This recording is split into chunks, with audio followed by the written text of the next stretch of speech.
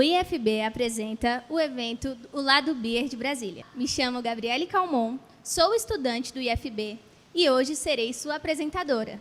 O Lado Beer de Brasília foi um evento idealizado pelos alunos do curso de Tecnologia em Eventos do Campus Brasília na matéria de Alimentos e Bebidas, juntamente com o Campus Gama, no curso de Tecnologia em Alimentos.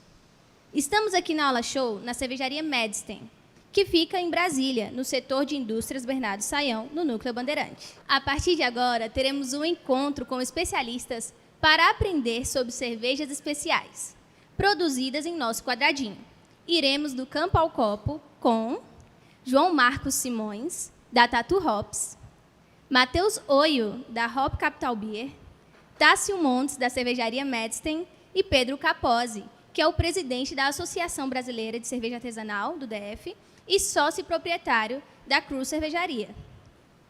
Toda essa interação será conduzida pela professora doutora Adriane Alfani, da área de Ciência e Tecnologia de Alimentos do IFB. Mas tem mais, viu? Os estudantes de Tecnologia em Eventos criaram uma música sobre o tema. O Lado Beer de Brasília quer mostrar que bons momentos são essenciais e vão bem com cervejas artesanais.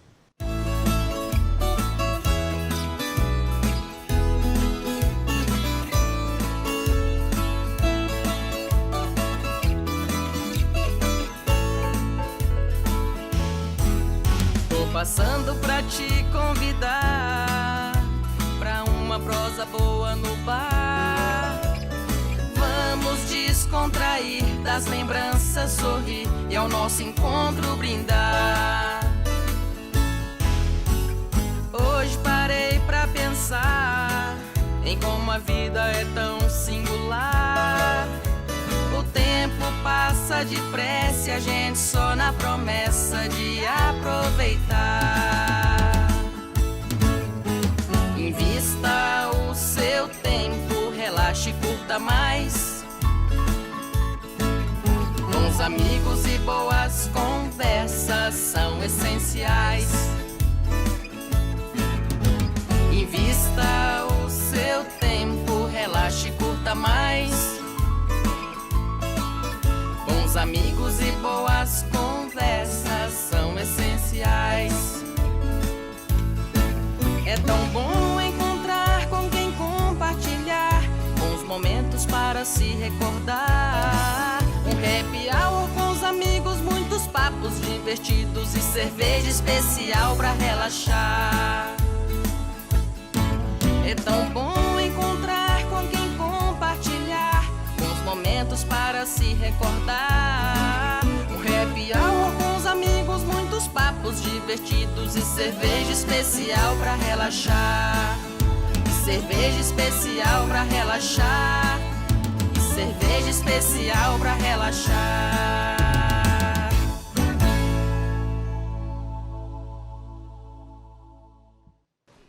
Essa música, ela gruda na cabeça, né? O pessoal, todo mundo já está com ela na ponta da língua e a gente adorou. Parabéns para a Karen Parreira pela música. E a música está no Spotify, no canal da artista Karen Parreira, e você pode curtir também ela no TV do YouTube IFB TV. Boas músicas, bons amigos, agora só falta a cerveja, né? Professora Alfani, a caneca está com você. Nossa, que momento delicioso, hein? Sou Adriana, sou docente do Campus Gama, da área de alimentos, do Instituto Federal de Brasília. E hoje vamos falar um pouquinho sobre cerveja artesanal. Momento delicioso, não? Então, estamos aqui para falar um pouquinho do mercado, da produção, da distribuição, das dificuldades que são encontradas aí na produção da cerveja artesanal. E vamos começar com o campo, né, com o nosso convidado, João, para ele falar um pouquinho sobre as dificuldades, como começou a ideia da produção do lúpulo, que poucos sabem que nós aqui em Brasília temos a produção de lúpulo, né, que foi premiada há pouco tempo atrás, e que ele pode estar falando agora um pouquinho para a gente esses desafios, como que é o comércio, como que está sendo a produção, as dificuldades que vocês estão encontrando ou não. Eu acredito, como todo cervejeiro, a gente começou na cerveja de panela, nossa paixão pela cerveja artesanal. E aí queria empreender nesse mercado da cerveja e fui estudar um pouco a fundo dos ingredientes. E até que eu cheguei numa live da Emater sobre lúpulo. E aí eu falei, pô, é um produto 100% hoje, nós vamos botar que é 99% importado. Eu falei, por que não ver esse mercado? Vamos ver como que é a produção dessa planta. E aí eu fiz um teste de 20 plantas no quintal lá do sítio, e aí sem iluminação, só para ver se a planta ia adaptar e como ia ser essa produção.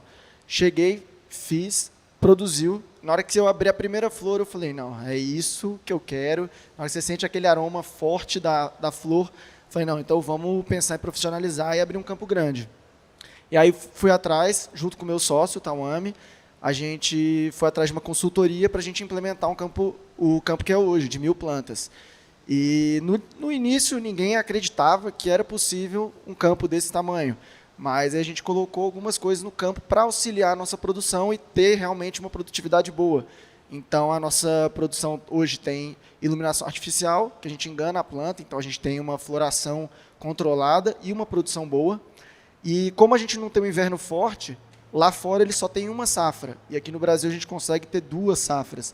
Então, isso mostra um potencial que o Brasil tem na produção. A gente não perde nada em questão de análise, porque a gente mandou a análise dos nossos lúpulos para o laboratório, então a gente tem uma análise química deles, e aí quando a gente compara com lá de fora, a gente ou está superior ou está na margem superior dos lúpulos que vem importado.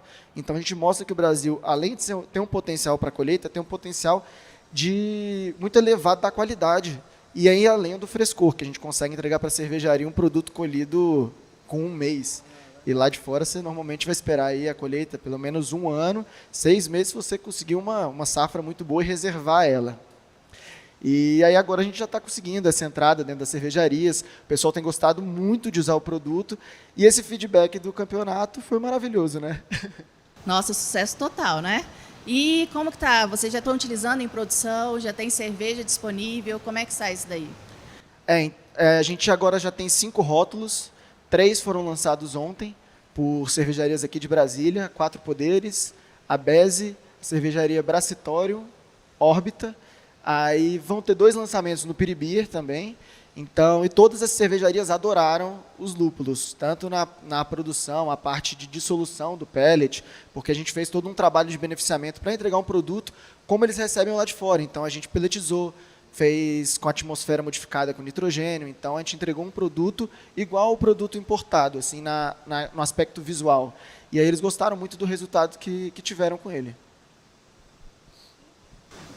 Em termos de esse produto, lúpulo não daria sem ser no frio. E aqui no DF a gente não tem uma estação que a gente pode falar assim, nossa, aqui ficaria o ano inteiro frio para a gente ter a produção 2 vezes, na verdade, né? Como que foi isso daí?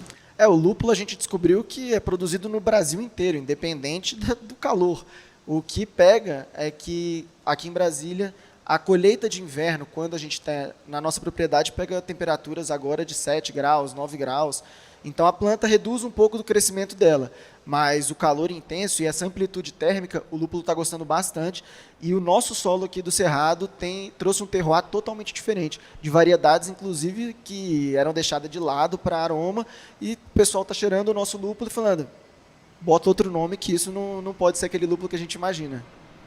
Legal. É que, na verdade, um impeditivo da produção aqui no Brasil seria a quantidade de horas de sol, e não a questão de temperatura. E aí foi onde o João veio falar que eles estão fazendo uma suplementação de luz com refletores, né? Então, que é o que permite chegar nessa produção, conseguir esses níveis de alfa-ácido, de óleos essenciais que eles estão conseguindo, que está super interessante. Tive a oportunidade de ter contato com o lúpulo e achei muito, muito interessante. Com certeza, em breve, a gente vai aumentar bastante essa porcentagem que você falou aí de 1% de uso de lúpulos nacionais. Assim, tem bastante potencial. E foi legal ele ter falado dessa questão que o lúpulo dá em qualquer região do Brasil, porque quando eu morava lá em São Luís, o primeiro contato que eu tive com a flor de lúpulo foi lá. E era plantado na varanda do apartamento do amigo lá. E aí a alegria era abrir o lúpulo e sentir aquele cheiro, mas cara, mas e aí, será que a gente vai conseguir aplicar isso na cerveja? E talvez tenha sido isso que eles conseguiram buscar aqui, aprimorando com essas técnicas aí, buscar esses óleos que são tão essenciais à nossa produção. Maravilhoso. E, João, quais são os meses de colheita do lúpulo? O lúpulo, dependendo da plantação, porque como a gente consegue ter produção o ano inteiro, na nossa, a gente está tendo colheita normalmente em janeiro, fevereiro, e a outra ali por volta de julho a gente deve estar tendo outra safra. Ah, legal. E como que funciona assim, o plantio? Aí você é só uma planta e sempre vai dando, ou você tem que fazer alguma coisa diferenciada? O lúpulo ele é uma planta perene, então a mesma planta vai estar lá durante a sua produção toda. E aí o que acontece? Ela é uma trepadeira, então a gente conduz ela numa treliça, que é como se fosse um parreiral, só que um parreiral de 6,5 metros. E aí a gente coloca ou sisal ou barbante para conduzir essa planta, a gente faz o treinamento dos ramos, e aí a planta, aí, em uns 2 meses, ela já vai atingir os 6,5 metros e vai começar a soltar braços laterais. É quando a gente desliga a luz para entrar no estágio de floração. E aí, por volta aí de 1 mês para 2 meses, já vai ter a maturação desses cones, que é quando a gente já vai ter a lupulina, já vai estar com o aroma formado, porque se a gente colher antes, ele vai dar um aroma verde, herbal, então a gente tem que esperar ele chegar no aroma dela. E aí, na colheita, a gente tem que derrubar a planta inteira. A gente corta ela embaixo, derruba em cima, faz a separação das flores.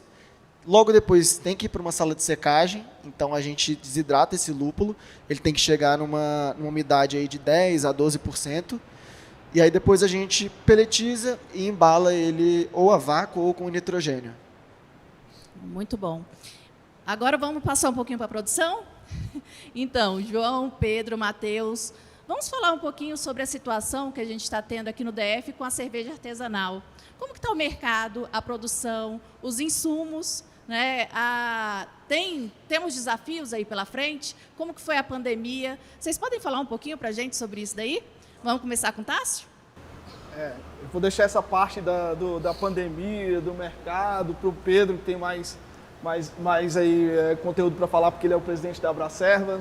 Mas, enfim, eu sou o Tássio, né, mestre cervejeiro e sommelier aqui da cervejaria Medstein.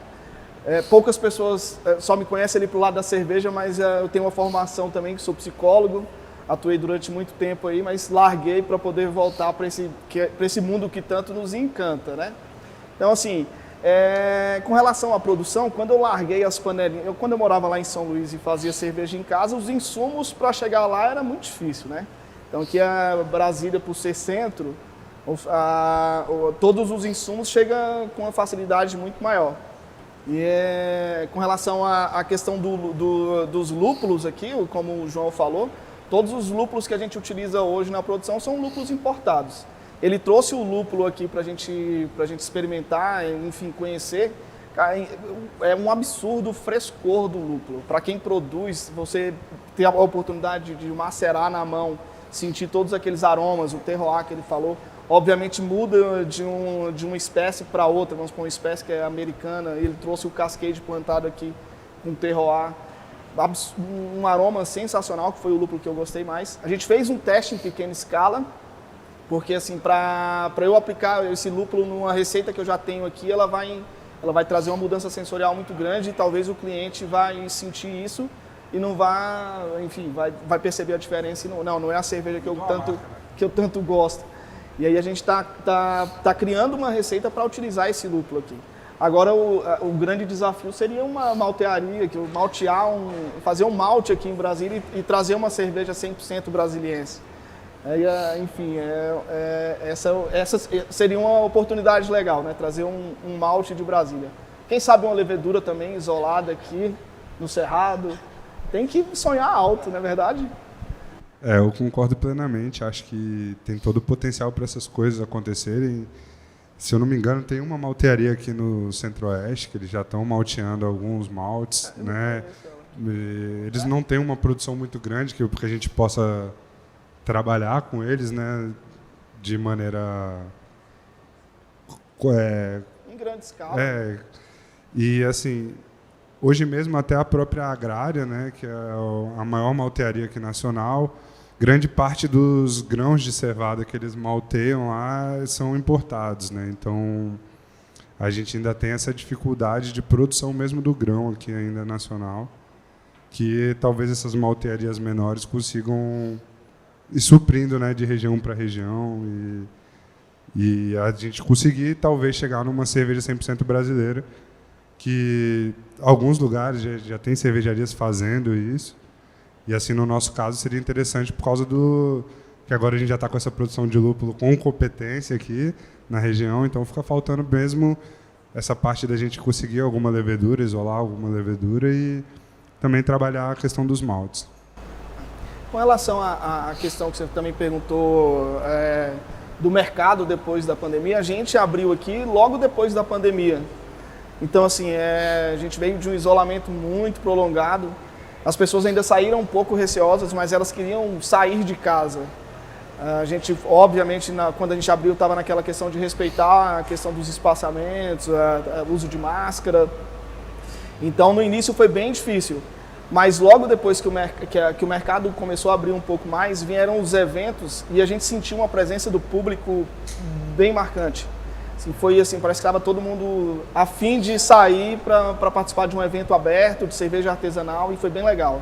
Acho que o Pedro pode falar melhor sobre isso, mas lá na Hop Capital a gente passou por um momento de ter que mudar o nosso formato de negócio para trabalhar com os growlers, né, com takeaway, com a venda direta, mas sem ser para consumo no local, que é o nosso grande negócio, né, que a gente é um brew pub. E logo depois a gente percebeu uma mudança do consumidor completamente. Passou por ponto de que ele não quer mais tomar cerveja em casa. Se ele vai tomar cerveja, ele quer estar em algum lugar tomando essa cerveja. Então, assim, eu acho que A cerveja, ela é social, né? Antes de eu começar, eu queria só, primeiramente, agradecer o IFB por estar, né, a todos os alunos envolvidos, a todos os professores envolvidos, porque ter gente interessada em falar do nosso mercado e conversar sobre cerveja e levar isso de forma descomplicada para o consumidor é extremamente necessário para o nosso desenvolvimento, né? Falando um pouco de mercado, o mercado do centro-norte do Brasil inteiro, ele ainda é um mercado muito iniciante. Para vocês terem uma ideia, hoje em Brasília a gente tem 17 fábricas registradas, e isso não representa 2% da quantidade de fábricas que o Brasil tem. E as nossas fábricas estão todas concentradas praticamente no Rio de Janeiro, Rio Grande do Sul, Santa Catarina, Paraná. Então aqui ainda tem um desenvolvimento muito grande para se fazer, principalmente de educação de público, né, e desenvolvimento. Então a gente tem um mercado em Brasília que ele é extremamente criativo, né, como os amigos colocaram, é um mercado passional. A gente nasceu fazendo cerveja nas panelas. A gente tem muito para apresentar, mas o nosso consumidor no geral ainda não sabe, ainda não conhece. Então eu costumo dizer que a gente tem um paradigma para quebrar aqui em Brasília ainda, de que a cerveja artesanal é a mais alcoólica, é a mais amarga, é a mais intensa, enquanto na realidade a artesanalidade ela está aqui. Você conhece os envolvidos no processo, você conhece quem planta o lúpulo, você conhece quem faz a cerveja, você conhece o dono da cervejaria. Então isso para mim é o artesanal, né? O artesanal está muito além do produto, está em você conhecer os agentes. Se você for em um evento, por exemplo, que a Hop Capital está presente, você vai encontrar com o Matheus lá provavelmente, que a Cruz esteja presente, que a Medstein esteja presente, você vai encontrar com a gente ou com pessoas que estão diretamente ligadas ao processo. Isso é o artesanal. E a variedade, né? Você tem cervejarias produzindo, né? A Cruz, por exemplo, já produziu mais de 60 rótulos diferentes. A Medstein aqui no board, com quantos rótulos já teve? Mais de 30 rótulos diferentes. A Hop também numa bancada de inovação gigantesca, sempre produzindo produtos diferentes. E o principal, cerveja com melancia, cerveja com cajazinho, cerveja com baru, cerveja com sal, com pimenta, com café. Isso é artesanalidade. Você nunca vai ver uma cervejaria de grande porte se aventurando a fazer uma cerveja com cagaita, se aventurando a fazer um lote com uma cerveja com lúpulo regional. Então isso é a regionalidade, você ter essa versatilidade, porque a gente sim pode entregar o produto que o cliente quiser. Se você gosta de uma cerveja mais leve, temos. Se você gosta de uma cerveja mais amarga, temos. Uma cerveja mais frutada, temos. Enfim. E Brasília está passando por essa transformação. Eu digo que o Brasil, no geral, está 10 anos atrás do desenvolvimento que aconteceu nos Estados Unidos. E Brasília está 10 anos atrás do que aconteceu em São Paulo e no sul do país. Verdade. Então, aqui, há 6 anos atrás, a gente não ouvia falar de cerveja artesanal, praticamente. Tínhamos algumas marcas que produziam em Goiânia e as primeiras fábricas começaram a surgir há 5 anos atrás. E de lá para cá começou uma troca do mercado. As cervejarias ciganas começaram a produzir, a terem suas próprias fábricas. Hoje, se não me engano, são 6 fábricas que eram ciganas e viraram fábricas. E principalmente começaram a produzir aqui no DF também. Então desenvolveu a indústria local. Com a pandemia, esse mercado deu uma entortada, né? As fábricas permaneceram e a gente tem um levantamento aí que 45% das marcas ciganas sumiram do mercado. Para explicar um pouco rapidamente, ciganos são empresários que não investem no maquinário próprio, mas produzem terceirizadamente em fábricas. Então eu chego aqui na Medstein, eu quero produzir 1.000 litros de cerveja com a marca do Instituto Federal. É um cigano, ele está vindo aqui trazendo a própria receita e produzindo. E muita gente começa no mercado cervejeiro dessa forma, porque o investimento é baixo. Né? O investimento a barreira de entrada é pequena nesse sentido. Enquanto para você ter uma fábrica, o investimento é muito maior, os riscos são muito maiores. E com a pandemia a gente teve primeiro essa inversão, né? As fábricas acabaram conseguindo sustentar mais as produções, conseguiram se manter no mercado, e agora a gente vê que a barreira de entrada está nisso. A gente já está com muita fábrica e o cigano acaba tendo que fazer um investimento maior, então tem um produto mais caro do que as fábricas, o que acaba embarreirando a entrada de novas cervejarias. Sim. Mas ainda tem muita gente querendo, tem muita gente se interessando por esse mercado. E um outro ponto também para ressaltar do mercado, aqui no Distrito Federal, é que também depois da pandemia, as cervejarias foram obrigadas a inovar.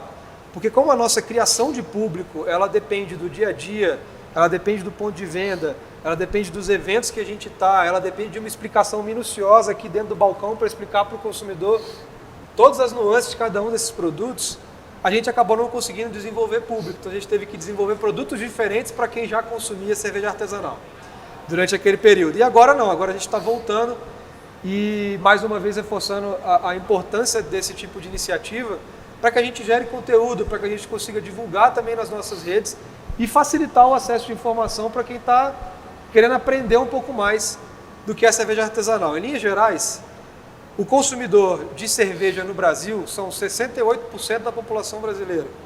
E desses 68%, só 2% tomam cerveja artesanal, cerveja diferente. Né? Então a gente tem um mercado muito grande para educar, para que a gente continue crescendo e com diversas dificuldades. Hoje aqui em Brasília a gente levanta que as duas principais dificuldades estão na lei de ocupação e uso do solo, que impossibilitam que um lugar como esse seja aberto no plano piloto, ou como a Hop Capital, né, os brewpubs. A gente tem fábricas hoje só em zonas industriais. E quando você vai para Minas Gerais, São Paulo, você deve se deparar com fábricas de cerveja em áreas residenciais. Então existe um entendimento ainda que equipara a cerveja artesanal e as grandes. E eu não estou falando grandes, gente, são gigantescas. Né? Em comparação com o que a gente hoje, é um gigante perto de uma formiga. Tá? Então a legislação hoje ela equipara a gente à gigantesca, às gigantescas, em poluição, em tributação, em legislação. Então a grande dificuldade hoje para que o nosso mercado cresça está principalmente ligado à legislação, à tributação, porque a gente é tributado da mesma forma que as grandes indústrias, e na legislação específica com relação à poluição e ao uso e ocupação do solo. Porque, por exemplo, a gente não pode instalar uma indústria como essa, ainda que em menor escala, no plano piloto, porque dizem que a gente polui, mas a gente polui menos que uma padaria. Sim. Na mesma escala. Então a gente ainda tem um trabalho também não só com o nosso público, mas junto ao legislativo e aos órgãos de ensinar para eles também as diferenças. Eu acho legal pontuar também que é por isso que você vai ver isso aqui. A gente sempre reunindo, sempre tentando colaborar. Se a gente tiver uma dificuldade, a gente vai atrás um do outro, porque a gente não é concorrente. O nosso concorrente domina 98% do mercado. Verdade. Então, a gente, na verdade, quer mostrar para o cliente que Existem cervejas feitas com extrema qualidade, do estilo que eles quiserem. A gente tem a Cruz aí com inúmeros prêmios. A Hop Capital, esse ano, a gente conseguiu ficar entre o top 20 do concurso brasileiro da cerveja, que é algo muito, muito grande assim, para uma cervejaria do Centro-Oeste. Então, a gente está querendo mostrar que a gente faz cervejas, tanto os estilos clássicos, quanto as cervejas inovadoras, né? Hoje a gente está com uma cerveja de Siriguela aqui, uma delícia, com ingrediente fresco, com fornecedor aqui do Goiás, né? Que é aqui dentro do nosso Centro-Oeste. A Cruz fez uma cerveja ano passado, se eu não me engano, ganhou medalha de ouro lá em Blumenau, com limão e cúrcuma, também com um fornecedor aqui da região, né? Esse ano a gente conseguiu ganhar uma medalha de prata lá em Blumenau também, com uma cerveja com pimenta do macaco, que é um ingrediente aqui do Cerrado. Foi a primeira vez que a gente trouxe esse ingrediente em uma cerveja comercial. Então, assim, a gente tem bastante competência aqui dentro do mercado, a gente se junta por causa disso, porque a gente não vê que eu não quero ser melhor que ele, eu não quero ser diferente. Assim, a gente, na verdade, quer se juntar para conseguir trazer essa cerveja, essa experiência, né, para uma fatia maior do mercado. Porque vocês podem perceber, se vocês forem num restaurante, em algum lugar, vocês vão tomar uma cerveja muitas vezes mais cara do que vocês vão estar tomando aqui e com uma qualidade muito inferior, porque ela foi pasteurizada, ela passou por processos para que garanta esse shelf life, né, essa vida que, na verdade, não garante qualidade, né? Então, assim, tem um ditado alemão, que vocês vão ver muita gente falando isso, que é a melhor cervejaria que você está vendo a fumaça da chaminé, né? Então, aqui, hoje vocês vão tomar cervejas maravilhosas aqui na Medstem. Por quê? Porque vocês estão olhando aí para a fábrica, para a área de produção, vocês estão olhando para o cervejeiro, para a equipe, né? E é por isso que ninguém aqui é rival, ninguém é concorrente, a gente está todo mundo lutando para que a gente consiga um resultado melhor aí dentro do... Até para complementar o que o Matheus falou com relação à qualidade dos produtos, gente, assim, eu acho que, de fato, a qualidade que o DF tem hoje é um diferencial do que a gente encontra aqui. Brasília está muito bem servida de qualidade de produto, porque eu costumo dizer o seguinte: a gente tem uma responsabilidade entre a gente. Porque o consumidor que vai dar uma oportunidade para a cerveja artesanal, se ele tiver uma experiência ruim, ele deixou de comprar de uma, mas deixou de comprar de todas. Então a gente tem uma responsabilidade grande e é um cliente que a gente tem que saber ler muito rápido, porque com essa quantidade de opção a gente, né? Que cerveja que você tem? A gente tem que entender qual cerveja que aquela pessoa quer, para que ela não tenha uma experiência ruim, né? Não, nunca tomei cerveja artesanal na vida, vou te dar uma Double IPA super amarga, né? A pessoa vai ter uma experiência ruim, vai assimilar aquilo como a verdade da cerveja artesanal e não vai dar uma oportunidade nova para outra marca ou para outro estilo de cerveja. Então a gente está servido de muita qualidade e a gente precisa sempre educar esse público, né? E outra questão da qualidade, que eu costumo dizer que não tem lugar melhor para você tomar cerveja do que no pé do tanque, porque a cerveja, ao contrário do que muitos pensam, né? Poxa, vamos voltar a falar das grandes. Por que a Brahma de São Paulo é diferente da Brahma do Rio? Nossa, todo mundo já ouviu falar disso, né? Da água de Petrópolis. Isso, na verdade, é uma falácia. As indústrias hoje elas conseguem produzir a água que elas querem através de dosagem de sais e filtros de osmose reversa. O que acontece com a cerveja, gente, é que a cerveja ela sofre, ela é fresca, ela sofre com temperatura e com transporte. Então, na verdade, o que diferencia a cerveja que você toma aqui ou em São Paulo é o calor do armazém do mercado que você comprou essa cerveja. Que às vezes, quando você compra em mercado, o armazém está lá, o paletzão no sol, né? É a distância que esse caminhão passou. Por exemplo, a fábrica de Cebrasa aqui da Ambev em Anápolis, ela atende tanto Brasília quanto Cuiabá. Então a cerveja que chega em Cuiabá não é a mesma que chega aqui em Brasília, com certeza, porque tem buraco, porque tem calor, né? Então, porque tem estadia, esse caminhão fica um dia parado antes de descarregar. De noite chega 6 graus, de dia embaixo da lona 70, então ele faz 3 pasteurizações ali no caminho. Então, assim, é uma cerveja super segura para tomar, mas não é a melhor, né? Então é um produto que sofre, principalmente com o transporte, ainda mais com o transporte que com a temperatura, gente, pra vocês terem ideia. Isso é uma coisa que a gente tem que tomar cuidado também, a gente como indústria de cerveja especial, porque muitas vezes um ponto de venda ele não tem o mesmo cuidado que a gente tem com os nossos produtos, né? Então a gente tem que selecionar bem onde você está expondo a sua marca, quem é que está trabalhando com o seu produto, porque ela pode arruinar a sua visibilidade, a sua experiência, por causa de uma falta de cuidado. Assim. Às vezes você chega num lugar e o barril não está bem condicionado, a cerveja está numa vitrine que está pegando sol. Então, assim, são alguns cuidados que, às vezes, o estabelecimento não tem e que podem acabar arruinando a experiência. Uma latinha de cerveja de massa, aí vocês vão pagar muito pouco. Então, se vocês tomarem uma cerveja ruim, isso não impede vocês de comprarem novamente, né?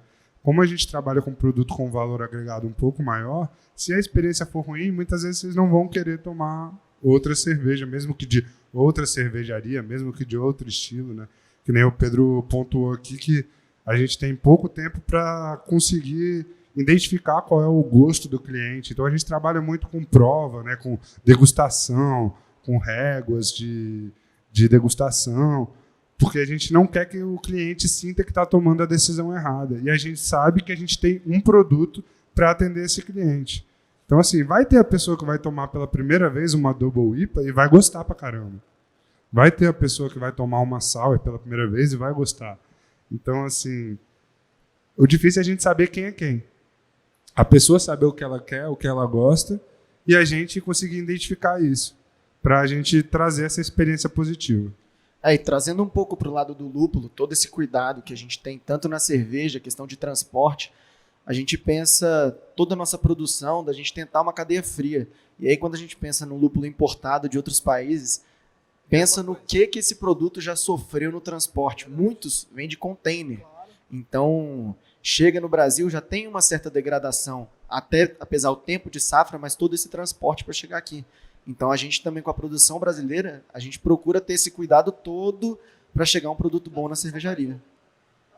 Posso entender, então, que um gargalo na produção da cerveja artesanal seria o insumo, a matéria-prima e o transporte, a distribuição dessa cerveja? Não. Nosso gargalo hoje é venda.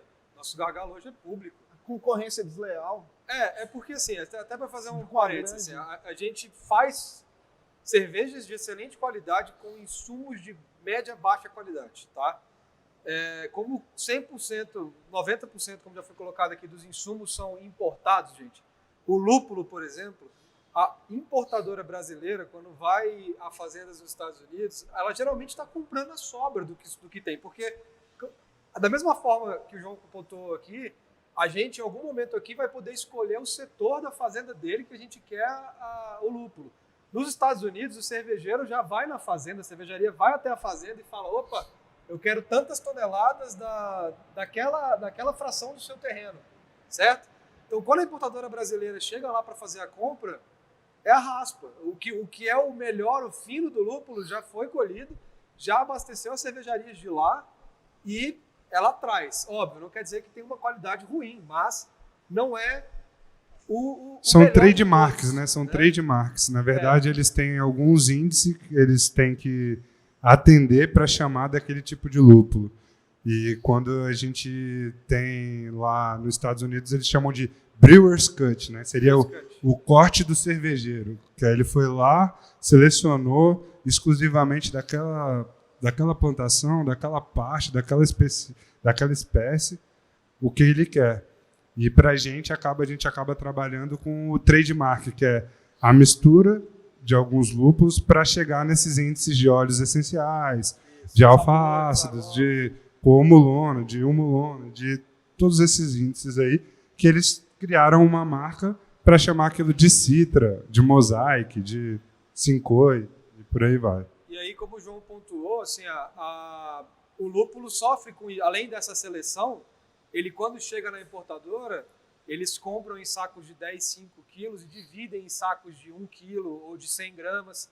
E nesse processo tem oxidação desses óleos, então a gente já perde qualidade. O malte é a mesma coisa, porque o malte vem de navio, vem de avião, chega aqui às vezes mofado, a gente tem que fazer uma perícia de cada saca para ter noção de que os insumos estão condizentes e bons para serem usados. Então a gente tem esse primeiro desafio, né? Mas isso não impede a gente de seguir no mercado. A gente tem as indústrias que fornecem hoje são indústrias extremamente competentes e prestam um bom nível de serviço. Mas hoje o gargalo da cerveja artesanal está na venda, com certeza. Aqui em Brasília eu tenho certeza absoluta que o nosso gargalo para crescimento está em gerar novos clientes. Até porque tem custo gerar novo cliente e a gente paga muito imposto, né? Então, assim, às vezes no nosso caso, né? Porque no caso da Cruz é uma cervejaria mesmo, mas assim, no nosso caso, né, da Medstein, quando a gente é um brewpub, a diferença da gente vender a nossa cerveja aqui e a gente vender um barril para um ponto de venda, vender uma garrafa para um ponto de venda, é uma diferença de margem gigantesca. Então, acaba encarecendo o nosso produto, que chega no ponto de venda, a pessoa quer botar ali ainda 100%, 140%. Então... A nossa grande dificuldade ainda é avançar acima desses 2%. Ou seja, a gente tem uma fatia muito grande que a gente pode chegar a alcançar. Mas para a gente avançar dos 2% ainda é o grande desafio. Mas se a gente for listar todas as dificuldades, a questão da tributação, a falta do incentivo do poder público, se você for olhar um grande evento, qualquer grande evento que tem em Brasília hoje, um grande show, você não vai ver uma cervejaria artesanal ou um produtor local lá expondo o seu produto, porque sempre tem um patrocínio master da grande indústria que chega e exige uma exclusividade. Pirinópolis, o Piribir dá um baile aqui. O Piribir é hoje um dos principais eventos de cerveja artesanal do país. Traz shows, grandes shows. Tem patrocínio?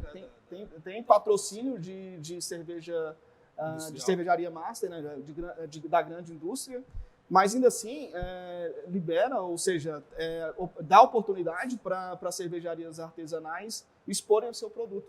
E aqui em Brasília, a gente já vê isso acontecer em várias outras cidades do país, mas aqui em Brasília ainda falta muito essa questão do incentivo do poder público para valorizar o produtor local, que é quem produz aqui dentro, quem gera emprego aqui dentro, quem arrecada aqui dentro. Ou seja, se você for olhar quantas pessoas circulam em Brasília diariamente, mas elas circulam ou às vezes porque estão em conexão ou conhecem o centro e não procuram outras atrações. Aqui a gente ainda recebe clientes de fora do país que vai lá, faz uma pesquisa no Google, onde é que tem cerveja artesanal? Aí chega aqui, conhece a gente indica para Roupa, indica para Cruz, indica para outro, porque a gente sabe a dificuldade do dia a dia.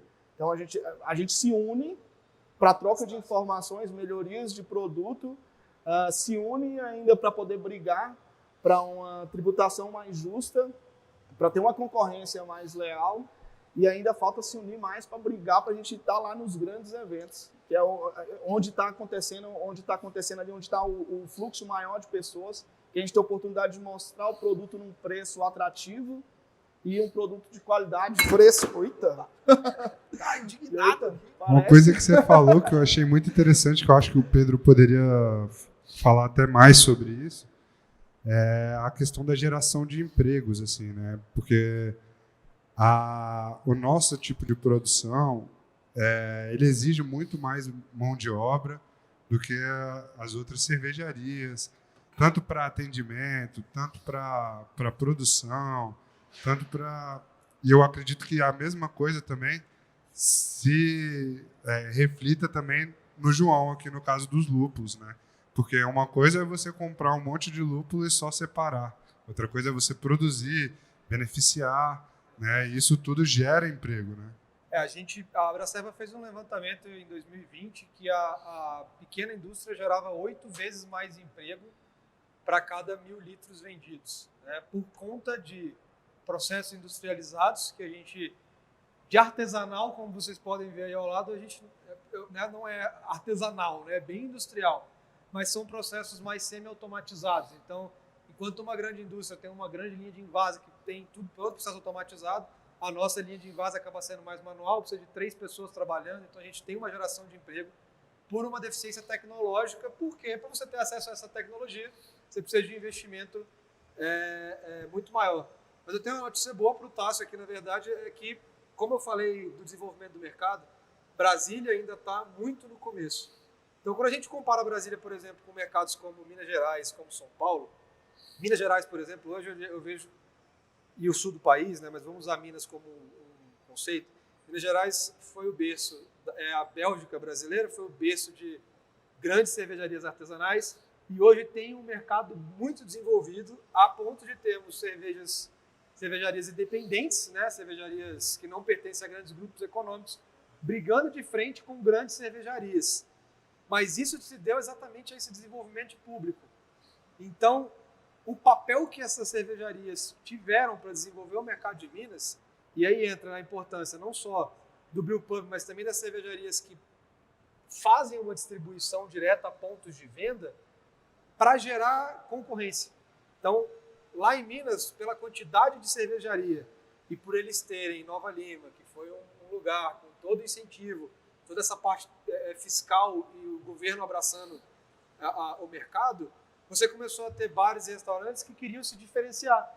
E aí tinha para todo mundo. Aqui tem Veraz, então aqui vai ter Krug, aqui vai ter Ambev, aqui tinha Bach, aqui tem outra coisa. Então acaba que os próprios pontos de venda, quando começam a conhecer através do público, então entenda o equilíbrio, desenvolver público para que os pontos de venda queiram se diferenciar, porque como o Matheus já pontuou, preço não é um problema. Não. Hoje um ponto de venda compra um barril de Pilsen, da Cruz pelo menos, mais barato do que custa um barril de Brahma, de primeiro preço, né?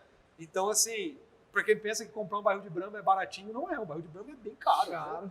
Então, assim, essa é a escada que a gente tem que fazer e que outros estados já conseguiram. Então, é desenvolver o público, para que o público desenvolva os negócios intermediários, que são as distribuidoras, os restaurantes e os eventos, e, claro, brigar para que as injustiças caiam. A Abracerva vem brigando já com o CAD, né? Para quem não acompanhou, a Heineken fez uma denúncia contra a Ambev no CAD, contra a exclusividade de eventos premium, e o CAD acabou denunciando as duas empresas. Então, existem algumas coisas acontecendo no direito concorrencial. Isso é bom.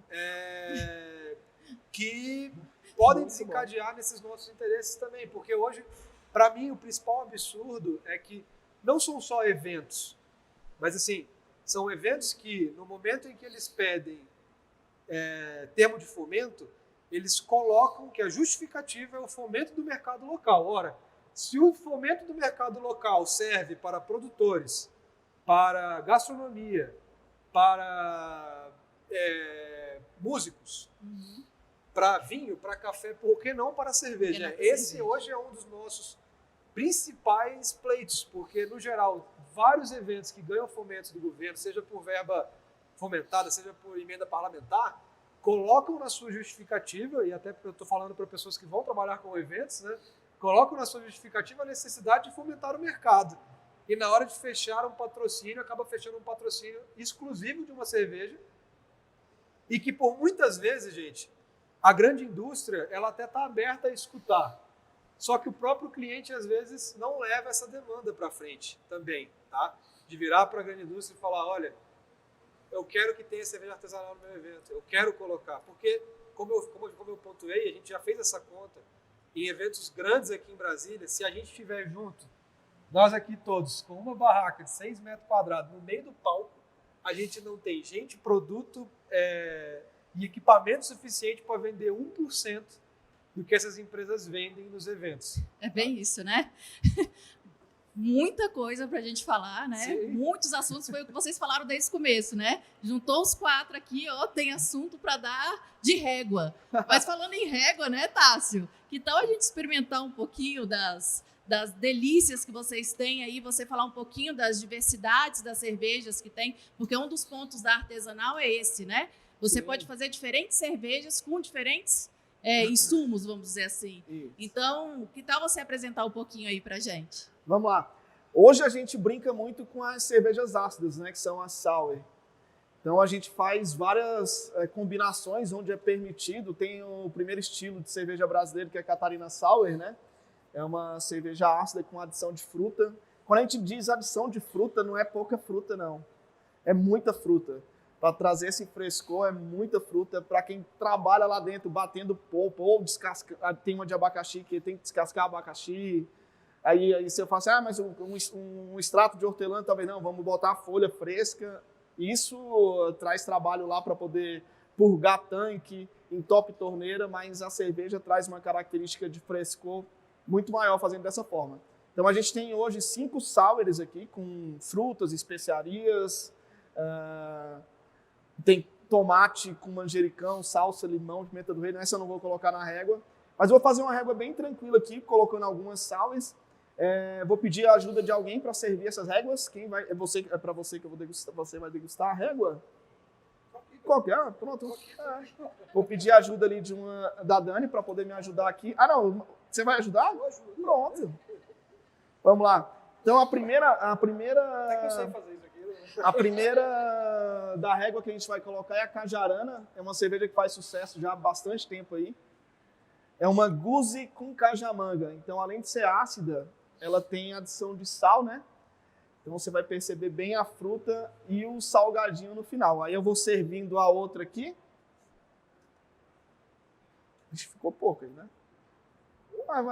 Uma coisa que o Tassi falou aí que é muito interessante é a questão da Catarina Sour, né? Que é o primeiro estilo de cerveja brasileira a ser aceito no guia do BJCP, que é um guia internacional, que é responsável por estudar as cervejas em cada região. Então, se você...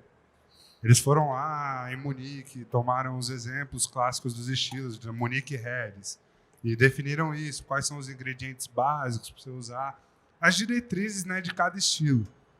E a gente teve esse orgulho aí de conseguir emplacar um estilo diferente no guia, com uma escola cervejeira que não é muito tradicional, que é a escola brasileira, né?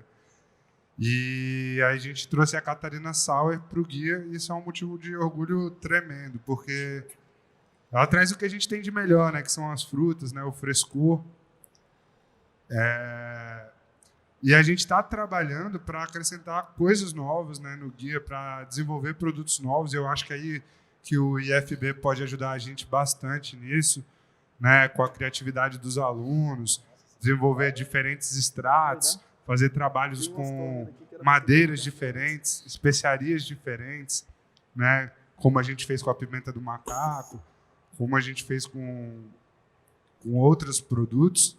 E então eu acho que o Brasil tem um potencial enorme para mudar a cerveja mundial, com ingredientes de fácil acesso para a gente, com ingredientes de baixo custo, e que a gente consiga trazer uma diferença sensorial. E a prova disso é que hoje a gente está numa cervejaria que tem 5 cervejas com frutas diferentes, com temperos diferentes. Assim, acho que tem mais de 5 aqui, a gente vê pelo TEP aí, tem bastante coisa diferente. Essa é uma situação interessante, né, Matheus? Porque com artesanal a gente pode brincar, literalmente, né?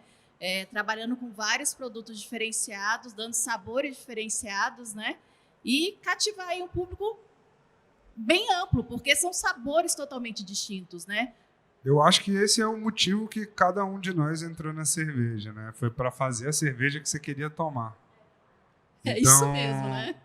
Eu tenho um exemplo muito clássico, que foi uma cerveja que eu fiz, que a gente ganhei o catarinense de Catarina Sour. Eu ganhei alguns concursos com ela, que é uma Catarina Sour de Cajá, que o nome dela é Picolé na Praia, porque era uma referência que eu tinha de tomar picolé de cajá quando eu ia para Recife, para a família dos meus pais, lá para visitar. Então, a gente vai trazendo essas experiências nossas, né, pessoais, para a cerveja, né? Matheus, eu te digo mais, era até um desafio que eu ia lançar para os amigos, os cervejeiros aqui, né? Principalmente aqueles que a gente tem mais contato. O Cerrado, ele é muito rico e tem só o que a gente conhece. Uma vez eu assisti num programa do Atala, eu vi que ele viajou a Amazônia atrás daquilo que ninguém conhecia, ou seja, ervas, frutas e tal. A gente podia viajar ao Cerrado com mateiro, um cara que conhece o mato, A expedição experimentar, cervejeira. Né? buscar a folha, rasgar e aí criar um produto aí totalmente inovador, né? É umas loucuras que a cerveja ainda te possibilita. Hoje a gente tem o quê? Mais de 100 estilos de cerveja reconhecido pelo guia. Você que sabe Muito melhor mais, que muito uns mais. 200, Depende do que a gente está usando, né? São guias comerciais, porque comercial a gente acaba tendo uma abrangência maior do que é o BA, que a gente chama, né? Que é o da Brewers Association, porque a intenção também é premiar, né? É diferenciar o produto especial, que é especial de verdade, da cerveja de massa, né? E o intuito do BJCP, especificamente, é educar. Então, eles deixam os estilos mais restritos, mas com o intuito de que você tenha a experiência mais clássica, mais específica do local, né, da cerveja. Muito bom. Mas Tássio, vamos explica lá. um pouquinho pra gente. Vamos lá. Se deixasse comigo, eu ia azedar a régua toda, que era azedar, que a gente, no nosso termo, é colocar só cerveja ácida, né? Mas, enfim, eu coloquei algumas das cervejas que tem uma saída maior aqui. A primeira é de Siriguela, é uma Catarina Sour de Siriguela. Ela foi lançada, inclusive, na semana passada. Então, você percebe, ela é uma cerveja bem fresca, indicada para o verão, né?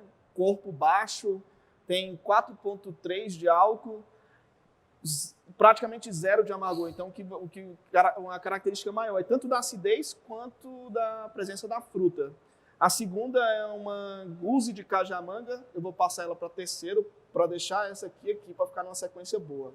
Porque a régua tem que seguir uma sequência de degustação.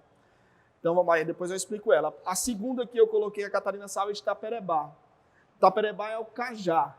Não sei, ele é tanto conhecido como Taperebá, mais lá no norte, e como cajá, mais para cá, para o centro-oeste. A gente preferiu chamar de Taperebá porque a gente já tem uma Guzi de Cajamanga, que é a terceira, e aí podia, obviamente, ia trazer essa confusão do cliente que pedir uma de cajá, querendo a Cajamanga, e o garçom trazer a de cajá. Então, a gente Taperebá e Cajamanga completamente diferente. Então, a de Cajamanga é uma Guzi, além de ser ácida, como eu falei no início, ela tem adição de sal, bastante fruta. Então, assim, a intenção dessa cerveja era remeter aquela infância que a gente tinha na infância, pegar o Cajamanga de vez ainda, comer com sal. Então, quem já teve essa experiência de comer Cajamanga com sal, essa cerveja vai trazer uma sensação nostálgica bem, bem bacana. A terceira é uma Session IPA com pitanga. Ela também faz bastante sucesso, é uma das cervejas que a gente mais vende nos pontos de venda. A terceira e a quarta, que é uma Session com pitanga, e a quarta é uma American IPA com cacau. Saído um pouco não trouxe nada parecido com as mais comuns, que é a Pilsen, Mad Pils. Então é uma régua para degustar assim, sentir o que tem mais diferente aí no meio do cerveja artesanal, para perceber que a gente tem uma combinação absurda. É uma régua de brasilidade, né? Se você for ver, é só produto muito diferente aqui nacional, né? Imagina para um americano experimentar uma cerveja de pitanga. Nossa. De Siriguela. De Taperebá, Bem isso. que é cajamirim, um bucajá, do jeito que você quiser chamar, né? É uma régua que acordou minhas papilas gustativas aqui. Ele falando, ai meu Deus. Pois é, o cacau, né, que é um ingrediente que a gente domina, né? Agora, também das sours aí, que o Matheus já apontou bastante sobre o estilo, eu acho legal também, assim, da minha perspectiva de como eu apresento o sour para cliente. Porque, como foi pontuada, a escola brasileira, cervejarias brasileiras, estão se diferenciando muito pelo uso das frutas, das raízes, dos temperos, né, e das madeiras, principalmente. Daqui, eu sempre que eu vou explicar essa cerveja para alguém, eu falo, olha, pega o que você entende de cerveja e abstrai um pouco. Não experimenta esperando o mesmo sabor que uma cerveja. Porque, no geral, eu falo, cara, vai te lembrar mais um espumante cítrico, um espumante. Tem muita gente que toma, que se a pessoa toma pensando, esperando um gosto de cerveja, eu já vi disso, de muita gente, nossa, mas é ruim que não sei o que. Eu falei, não, calma, você tomou esperando uma coisa. Então eu já sempre tento tirar a expectativa da pessoa antes para que na hora que ela tome, que você fala assim, olha, isso aqui remete, lembra um drink, lembra um espumante, a pessoa, nossa, mas é gostoso pra caramba, é realmente frisante, é realmente bem frutado. É verdade. Né? Então tem disso também. Como a gente tem muito sabor envolvido, também entra o trabalho de sommelier, né? A importância do trabalho de sommelier, porque existe aqui um cuidado entre a pessoa conseguir saborear o que você quer. Então, às vezes, você conseguir induzir esse sabor com o nome da cerveja, ou numa carta de cerveja que tenha uma descrição breve sobre o produto. Coloração também é uma coisa muito importante, né? Por exemplo, a nossa cerveja de melancia, a gente põe pitaia para trazer uma rosinha da melancia. Show de bola. Com os alunos, com o pessoal que foi lá na Cruz, que eu recebi, é bacana você sempre ver essa dinâmica. Ele fala, não, nessa cerveja, você está experimentando uma Weiss, é uma cerveja de estilo alemão, você vai sentir uma nota de banana. A pessoa está aqui, cerveja, banana. Banana? Não, banana, né? Então, a gente tem esse trabalho também do lado do sommelier de estar mostrando para as pessoas o que está ali dentro, para que a experiência dela seja a melhor possível. Ela realmente entenda o que ela está bebendo, dos insumos que ela está consumindo, claro. Né? Essa importância do porquê que tem o valor agregado. Porque, por exemplo, é tanta fruta que essa cerveja, que tem o mesmo teor alcoólico que uma cerveja comercial, ela chega a custar 8 vezes mais em insumo do que uma cerveja comercial. Pessoal, maravilhoso. Só tenho a agradecer esse encontro. Infelizmente está chegando ao fim. Nosso tempo é curto, que possamos marcar outros, porque realmente é um aprendizado muito bom. Mas para fechar aqui o nosso encontro, eu queria brindar, né? Vamos lá. Não, deixa eu encher o copo do Matheus, dá tempo? Eu tô com Dá tempo? deixando vazio, eu terminei o primeiro. Isso é um problema da indústria aí também. Mas assim, aproveitar enquanto eu tô com essa moral aí, essa discussão dos termos, né, de como apresentar as cervejas, isso é muito importante. Lá nos Estados Unidos mesmo, eles estão evitando usar esse termo sour, porque o americano não entende isso como uma coisa positiva. Para a gente que é brasileiro, talvez não tenha tanto o entendimento do inglês, foi um termo que funcionou legal. Então, lá nos Estados Unidos, eles já estão usando tart, então, assim, estão buscando outras maneiras de dizer a mesma coisa. Então, vamos lá, né? Agradecendo vocês, muito conhecimento e que venham outros. Obrigada. Valeu.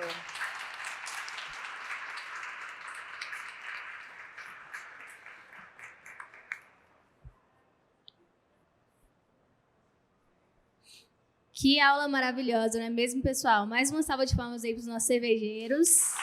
Eles merecem. E agora eu quero saber do nosso convidado. Vamos escolher alguém aqui. Que eu quero saber o que você achou. Você pode dar uma... eu vi que você estava prestando atenção, então eu queria saber o que você achou aqui da nossa aula. Eu sou um consumidor de cervejas, basicamente. Acho que a cerveja tem sua importância social, né? Aquela história, a gente sempre faz amigos bebendo cerveja. Bebendo leite, a gente nunca chegou perto disso. Então, ter esse contato com a cerveja que é feita aqui, no mesmo lugar onde eu nasci, entender melhor isso, entender melhor o processo de produção, fez total diferença na minha visão como consumidor. Então, vou experimentar, vou entendendo melhor, vou experimentar de outra forma, vou vender também para os meus amigos. Foi ótimo. Muito obrigada pela participação. Então é isso, chegamos ao final, mas gostaríamos de fazer os nossos agradecimentos, não é mesmo? Agradecer inicialmente a todos esses aqui que tornaram essa aula possível. Cervejaria Madstein, Cruz Cervejaria, Hop Capital Beer, Tattoo Hopes e Abracerva DF. Salva de palmas, pessoal.